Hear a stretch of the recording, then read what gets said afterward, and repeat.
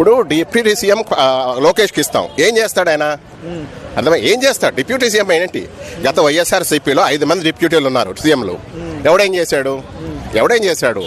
మనిషికి ఉందాతనం కావాలి, హోదా కావాలి, చేయగలగాలి. ఆయన పదవి చేస్తున్నాడు కానీ డిప్యూటీ సీఎం వల్ల ఆయన ఏం చేయట్లా.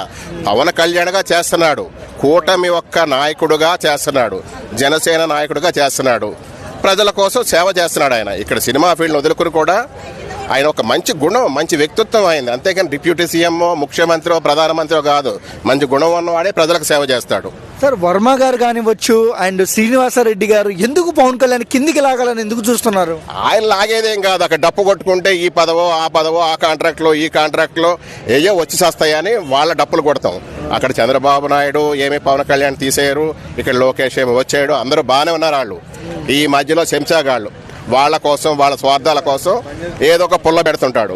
అరే ఏబి అన్నాడు, ఆంధ్రజ్యోతి రాధాకృష్ణ గారికి ఏమొచ్చింది, ఆడేదో కెలుగుతాడు. ఈ అమ్మ కర్మ ఏం అర్థం కాదు. కొన్నాళ్ళు ఉండరా, గవర్నమెంట్ పనిచేస్తున్నప్పుడు పని చేయించుకోండి, అంతేగాని ఇట్లా కెలకటాలు మీకేమైనా వస్తుందో చెప్పండి.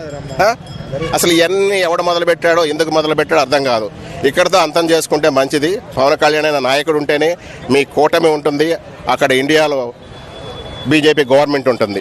అది మాత్రం గుర్తుంచుకోండి. ఒకవేళ పవన్ కళ్యాణ్ గారిని తీసేస్తే మన డిప్యూటీ సీఎం నుంచి ఎలా ఉంటుంది? ఇప్పుడు డిప్యూటీ సీఎం అని పొరపాటున ఆయన తీరు, ఆయన్ని కెలకరు. ఒకవేళ అదేమి ఒరిగేదేం కాదు పోస్టు, అర్థమైందా? పులైనా సింహమైనా ఏదో జంతువులతో పోల్చకూడదు. ఆయన ఆఫ్టర్ ఆల్ గాడ్. ఆయన దేవుణ్ణి పక్కన పెడితే పూజలు చేయటం మానేస్తారా? కంపల్సరీ ఆయనకు పూజలు చేయాలి. ఎందుకంటే ఆయన సేవ చేస్తున్నాడు, వరాలు ఇస్తున్నాడు, ప్రజాసేవ చేస్తున్నాడు.